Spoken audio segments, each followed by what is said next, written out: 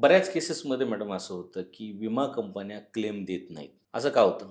बरोबर विचारला question sir. Sir actually ह्याच्यामध्ये विमा कंपनी आणि क्लायंट ह्याच्यामध्ये मिसअंडरस्टँडिंग झालेलं असतं, पहिली गोष्ट. दुसरी गोष्ट असं झालेलं असतं, की क्लायंटनी म्हणजे त्या व्यक्तीनी जो क्लेम करणारा आहे, त्या व्यक्तीनी कंपनीपासून काही इन्फॉर्मेशन लपवलेली असते. फॉर एक्झाम्पल, सपोज काही कारणास्तव त्याला ॲडमिट होण्याची गरज पडली. त्या केसमध्ये जर त्यांनी डॉक्टरांना सांगितलं, की बाबा मला ही गोळी चालू झाली, माझं हे ऑपरेशन काही वर्षांपूर्वी झालेलं आहे आणि पॉलिसी घेताना हे त्यांनी नमूद जर केलेलं नसेल, तर त्या केसमध्ये ती केस नॉन डिस्क्लोजर म्हणून डिक्लेअर केली जाते आणि त्याचा क्लेम रिजेक्ट केला जातो. त्यामुळे ज्यावेळेस आपल्याला पॉलिसी घ्यायची असते, त्यावेळेस प्रत्येक महिलेनी, प्रत्येक पुरुषांनी ज्याला पण हेल्थ इन्शुरन्स घ्यायचा असतो, त्यांनी सगळी माहिती प्रामाणिकपणे सांगणं बंधनकारक आहे. जेणेकरून भविष्यातले क्लेम हे सगळे तुमचे 100% सेटल होतील सर.